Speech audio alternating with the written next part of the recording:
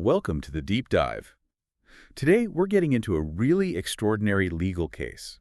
I mean, it's a monumental clash between one highly educated person and, well, the entire state apparatus. It really is. And our mission today is to analyze how a scholar used physics, logic, and philosophy to challenge the very foundation of his own criminal conviction. It's a fascinating story. So let's set the stage. Who are we talking about here? We're talking about Dr. Chen Jingwan. He's a scholar, has a PhD in physics, and his specialty is in nonlinear complex systems. And he was convicted in China for picking quarrels and provoking trouble. Ah, the PQT charge. We hear that a lot. It's notoriously vague. Extremely. And what he actually did to get this charge is almost unbelievable. Because the sentence was pretty serious. 1 year and 8 months. It was, and it was just for reposting some material on Twitter. This was over a 3-year period between 2019 and 2022. And what kind of material are we talking about? Well, that's the thing. The sources show it was all over the place. I mean, some of it was art, some of it was just him expressing his feelings.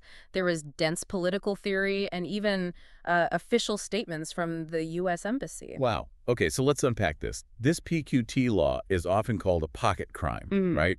Because it's so broad, it can kind of fit anything the state doesn't like. Exactly. But what's so brilliant here and what our sources really dig into is Dr. Chen's defense. He didn't just deny it or ask for mercy. No, he went on the attack. He used his scientific mind to just systematically dismantle the legal charge itself. That's the core of it. And to really get it, you have to understand the 3 things the prosecution needed to prove for an online PQT case. Okay, what are they? First, the objective act that he was spreading false information or rumors. Second, the subjective intent, which is called Mingzi, basically proving he knew he was doing something wrong. And the third? The outcome. They had to prove his posts caused severe public disorder. Start right there. Severe public disorder. The court's whole case rested on the idea that his few posts caused, widespread chaos. This is where he brought in the physics, right? This is exactly where he brought physics into the courtroom. He basically argued it was impossible from a scientific standpoint. He used concepts from his own field. Like what? Specifically, complex systems theory and something called the CAP theorem. He said, look, if you treat a social network like a complex system, you'll see that disorder is its natural state. It's inherently chaotic. So how does a physics theory hold up in court? Couldn't the judge just say, that's nice, but this is a courtroom, not a lab? He grounded it in a really clever way. First, he used a concept called self-organized criticality, or SOC. The idea is that these complex systems are always on the verge of a critical state where even a tiny event could trigger a huge collapse, an avalanche. But he argued that with, fewer than 100 followers? And almost zero engagement on his posts. He was just an isolated edge node. His tiny actions couldn't possibly have the influence to trigger that avalanche. So he's saying the chaos the court claimed, it's just part of the system itself. It wasn't his fault. Exactly. The chaos is structural, not his personal responsibility. And then he had this killer piece of evidence after he was released. What was that? He went online and checked the so-called criminal evidence, all those posts. They were still up. Nobody had engaged with them. Nobody had amplified them. Nothing happened. So he proved in the real world that the severe chaos the court convicted him for was a fictitious consequence. It was made up. The harm never actually happened. That's incredible. Using the outcome after the trial to disprove the premise of the trial. So, okay, what about the next part? The objective act of spreading rumors. Well, he dismantled that just as methodically. He broke down his posts into 4 categories to show how the court was misapplying the law. What was the first one? Artworks. For example, there was a cartoon called The Umbrella Girl. He argued that art uses metaphor. It uses exaggeration. You can't prove art is false. It's not a falsifiable fact, so it can't be a rumor. You can't prosecute a painting for lying. You can't. The second category was subjective emotion or views. Personal comments, lighting a candle to commemorate something. These are feelings, opinions. They're not facts you can verify. They're protected expression. They should be. Third, he had academic or theoretical articles, things like political spectrum analysis. He said, this is just research. It's academic work, not a criminal act. So for all 3 of those, he's basically saying the state is criminalizing the content of his speech. The sources call that in-speech conviction. Exactly. That's the term. It's the direct result of blurring the line between fact and opinion. And the last category was historical or factual descriptions. Things like salary slips or historical documents. Right. And for those, he made a crucial legal point. The burden of proof is on the prosecution. They have to prove the information is false. And he said they never provided any clear evidence that it was. So if you can't prove the facts were false, and the rest was just art or opinion, the whole spreading rumors charge just evaporates. It completely falls apart. Which brings us to the last element, the subjective intent. The Ming-Z. How on earth did the court get around all this logic? Well, this is where the case, I think, gets really disturbing. They used his intelligence, his education against him. How so? The court's verdict explicitly states that because Dr. Chen has a high education and knowledge level, he should have been able to distinguish right from wrong, and therefore he must have known he was doing something harmful. Wait, so they turned his PhD into evidence of criminal intent. That's perverse. The act of seeking knowledge becomes a liability. It's a profound irony. He called it identity conviction, using your status to prove you're guilty.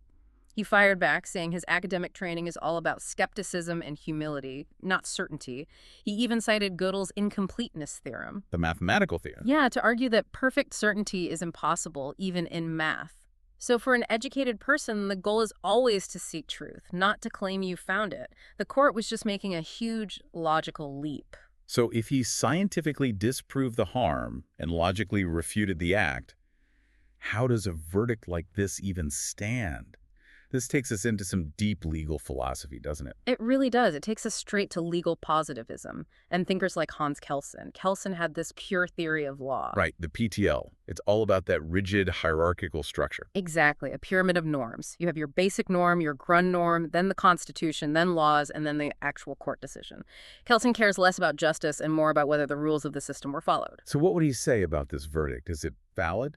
Formally, yes. He'd have to say it's formally valid because it came from a judge in a court under the state's legal code. But, and this is the huge but, he would say this case shows a rupture in that hierarchy, a total break.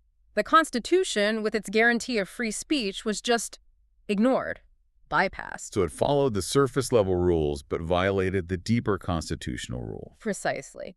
And for Kelsen, that's when the law loses its purity. It becomes what he called impure law. It's basically just violence wearing the costume of legality. It's held up by power, not by legal justification. That's a pretty damning view. What about other positivists like H.L.A. Hart? How did he see situations where the law is just vague, like severe chaos? Well, Hart was more pragmatic. He admitted that law has an open texture. Right. Terms like severe chaos or false information live in what he called the penumbra of doubt. The gray area. The gray area, exactly. And in that gray area, Hart would say the court is authorized to use its discretion to interpret. So for Hart, the verdict is still valid within the system because the judge is allowed to operate in that fuzzy zone. Right. It's valid, but it reveals a huge weakness in the system. It shows that legal analysis is being replaced by what you could call political interpretation. The law is being used as a tool of policy, not justice. Okay, let's shift gears from the structure of law to the structure of language itself. The philosophy of language would view this as a crisis of meaning. A deep crisis. I mean, you look at someone like Wittgenstein. His whole thing was that words get their meaning from their context, from the language game they're in. And Dr. Chen's words were part of the intellectual language game. Yes. Critique, discussion, academic collection. Yeah. And the court just ripped them out of that context and forced them into a completely different one. The legal game of disturbance. It stripped the words of their original meaning. And in doing so, the court's verdict, the act of saying, I sentence you, it's not just describing a crime, it's almost creating it out of thin air. That's power discourse theory. The verdict uses language to construct the reality of the crime, to create a criminal identity for Dr. Chen where one didn't objectively exist. And when the court can just define disorder or rumor however it wants. It creates a private language, a language where only power gets to define the terms. And that destroys the whole foundation of law, which depends on a shared, predictable understanding of words. So what does this all mean for you, the listener? Because this case, it's not just an academic puzzle. It raises some really fundamental questions about basic rights. It does. The sources point to a whole list of constitutional failures. We already talked about the violation of free speech, the in-speech conviction that goes against Articles 35 and 41 of the Constitution. But the problem started even before the trial, with the process itself. Oh, absolutely. The violation of due process was massive. We're talking about a violent arrest. The police even admitted it was a zero-evidence start. They had nothing when they showed up at his door. And he was denied a full open trial. Denied an open trial, his complaints about the process were ignored. I mean, the denial of his procedural rights was just as complete as the denial of his free speech rights. And then there's the issue of equality. The sources talk about selective enforcement. Yeah, this is a huge one. Why him? Why prosecute him for reposting when the original authors and other people who reposted the same content were just ignored? It suggests the selection was political, not legal. It's the only logical conclusion. And that brings us back to that really tragic point we mentioned earlier, the irony of knowledge. Using his intelligence as proof of guilt. It's a paradox. His detailed, brilliant defense was itself an act of academic inquiry, and the court used his very ability to think critically as evidence against him. It's a total rejection of the scientific spirit. So what we have is this deep tension, a judgment that's, well, formally valid on paper because a judge said it, but it's functionally flawed, even scientifically disproven by the defendant. Yeah, the analyses from Kelsen, from Hart, from the philosophers of language, they all point to the same conclusion. The procedure followed the rules of the game, but the game itself was rigged. It was designed to prioritize political command over predictable law and basic rights. The real tragedy here isn't just one bad ruling. It's the system failing to tell the difference between abstract thought and a criminal act.